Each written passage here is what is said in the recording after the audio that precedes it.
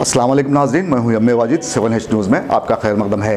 पिछले दिनों फसलांसर में रौडी शीटर्स की जानिब से शरफुद्दीन नामी नौजवान का कत्ल कर दिया गया था।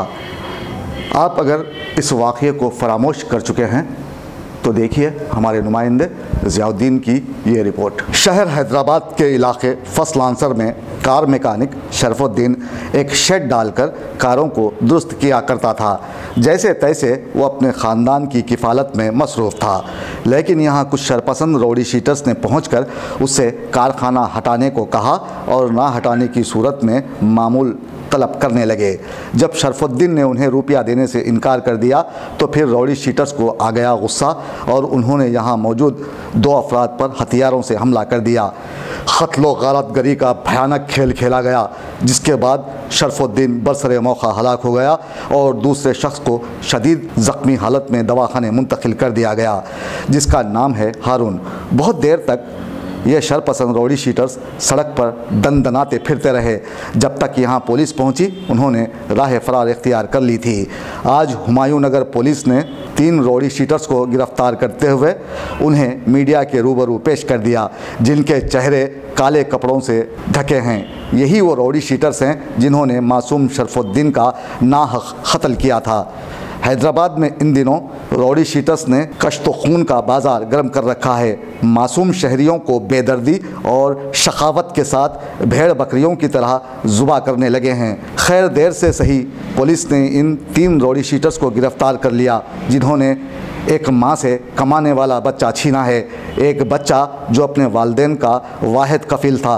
शरफुद्दीन के घर में अंधेरा करने वाले इन तीनों को अदालत क्या सज़ा देगी ये कहना क़ब्ल वक्त होगा, लेकिन कपड़ों से ढके उनके चेहरे कितने क्रह सूरत होंगे, उनकी सोच, उनके ख़यालात में कितनी गंदगी होगी, इसका अंदाज़ा लगाया जा सकता है।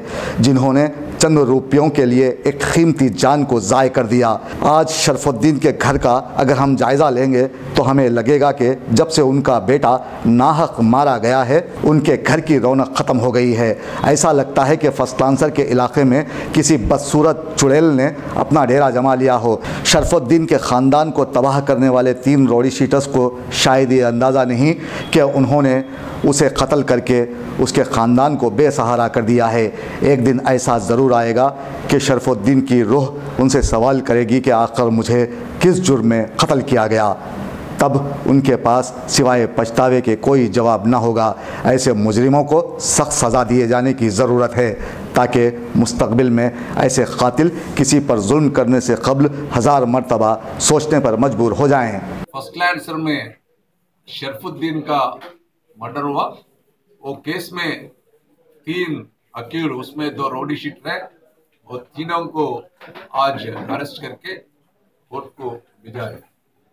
जो रौडी शीटर का नाम अरशद बख्तियार, एक गोलकोंडा रौडी शीटर है। उन्होंने 16 केसेस में इन्वॉल्व हुआ। इससे पहले उनके ऊपर extortion, other murder cases, body hurt cases है।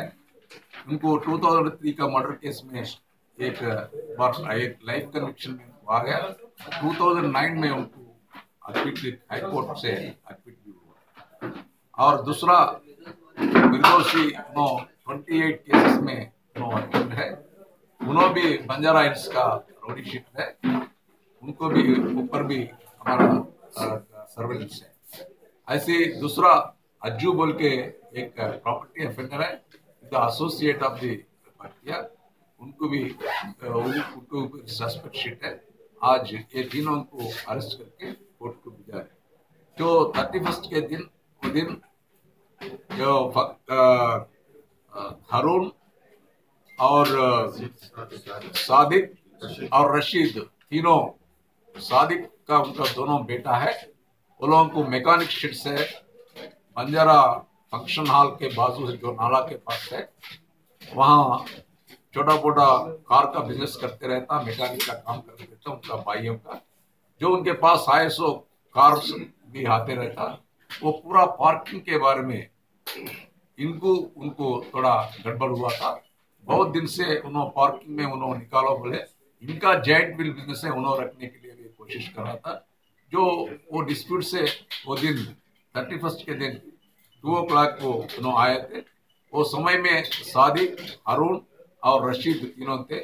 वो समय में दोनों को वो कार निकालो बोले से समय में दोनों को थोड़ा आर्गुमेंट भी हुआ। उसमें हारून उनको ढकले थे, जो वो समय में उन्होंने भी ऊपर आके नाइफ से ऐसा करा था। जो उन्होंने भी आया था, उन्होंने भी रेसिस्ट कर, रशीद भी रेसिस्ट करे तो उनको थोड़ा इंजरीज हुआ। इमीडिएटली वो लोगों बंजारा हिल्स पुलिस स्टेशन को चले गए थे। मीनवाइल ये अरशद बख्तियार हमारे ऊपर ऐसा करे बोल के उन्होंने घर को जाके और उनके साथ जो अज्जू बोल के एक एसोसिएट को लेके उनको हाथे कुछ वेपन्स भी लेके आया था। जो लेके के जो वहाँ हैसो प्लेस में जो ये फखरुद्दीन बोल के दूसरा भाई का बेटा है, उन्होंने भी वहीं थे। जो उसके बीच में जो यही सुबह हुआ सो वही 15 मिनट पहले हुई सो इंसिडेंट के बारे में थोड़ा आर्गुमेंट होने के बाद उन्होंने तो उनके पास वेपन से उन लोगों के ऊपर अटैक करे। उसमें सिराजुद्दीन तो इमीडिएट इंजरी हुआ, सॉरी शरफुद्दीन को, और हारून को भी थोड़ा मार लगा था। इमीडिएटली वो लोगों बिल्डिंग से इमीडिएटली वो लोगों भाग के गए थे।